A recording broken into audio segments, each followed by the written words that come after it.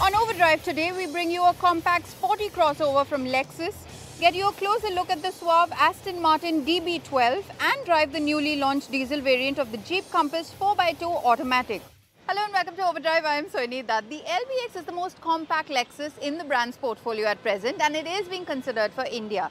Now, if the brand manages to price it under 55 lakh rupees, it would make a lot of sense for its target audience. But who exactly is the target audience, and also does this compact size mean a compromise in space? Let's find out.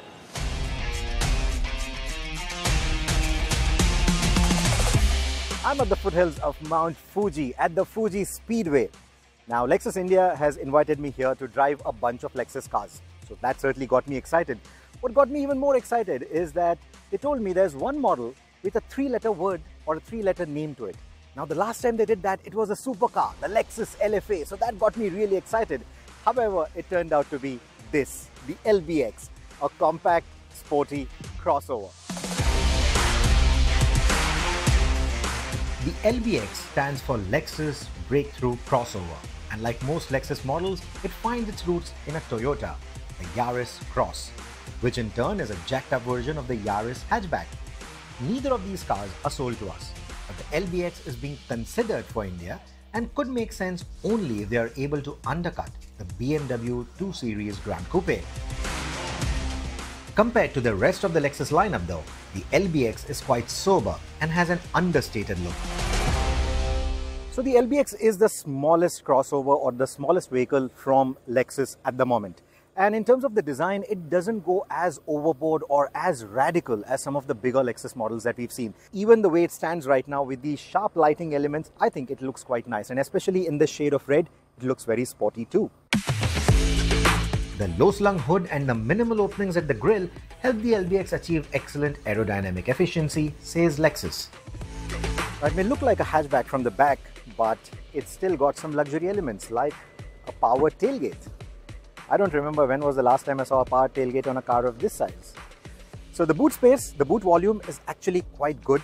The loading lip is a little high, but getting stuff in is not going to be that much of a problem because the overall height of the vehicle is not that tall. It's based on the same TNGA-B platform as the Yaris Cross, and the modularity has helped the LBX gain 20mm longer wheelbase, which frees up more space in the cabin.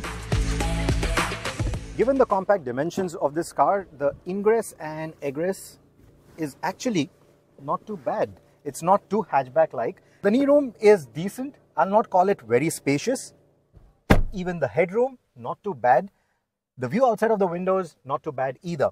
However, this is a compact cabin, so 4 adults over long distances may become a little cumbersome, but for city commutes, this should be really good. The contouring of the seats is also quite nice, but getting 3 adults back in here is going to be quite a bit of squeeze. So 2 adults at the back is the ideal configuration. It is primarily an urban runabout then, as far as space and comfort are concerned. But while on the move, the LBX will give you a similar premium feel in its cabin elements as the rest of the Lexus cars. It has a similar steering, top quality materials, option of vegan leather in multiple colors for the upholstery, and even the push-style doorknobs on the inside like its bigger siblings. The sound deadening is far better than the Yaris Cross 2, we are told. As you would expect, with a hybrid powertrain, the vehicle starts off in a very silent mode because it is usually starting off in a pure EV mode. Now, the transition from battery to the petrol assistance obviously is not as discreet.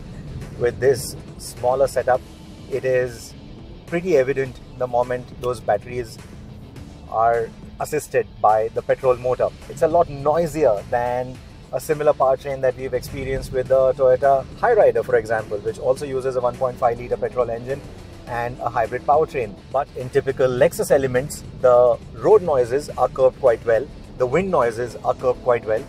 The powertrain noises are allowed to filter in to add that little bit of excitement, and there is only so much you can do with a setup like this, which is running a puny 1.5-litre engine.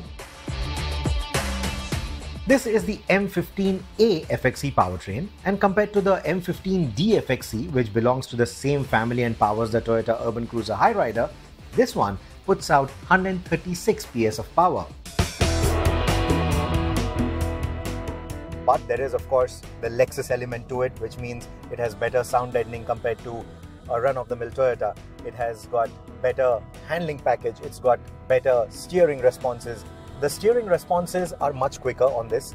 It feels a lot more direct. It feels a lot more precise. It is an EPS, yes, but a very nicely tuned one at that. Here on this tight track, the car feels quite composed. It feels quite nice. Now, in terms of the powertrain, nothing to write home about. This is a 1.5 litre self-charging hybrid system. Now, this is a FF configuration, which means front engine, front wheel drive, but there is an all-wheel drive configuration that can also be offered with this powertrain with its hybrid. And in terms of the hybrid itself, Lexus says that compared to their previous generations of hybrids, especially these smaller hybrid powertrains, the LBX is able to do a lot more speed and a lot more distance on pure EV mode as well. The braking, however, feels quite nice. Despite this being a hybrid, despite this having recuperation with the braking, the brakes don't feel wooden, they don't feel artificial. The brake feel is actually quite good.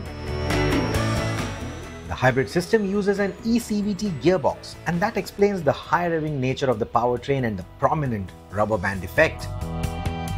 Now, this is the base spec model, but the higher spec variants will also allow you to get paddle shifters behind the wheel. So when you want to take manual control of the gearbox, you can do that as well.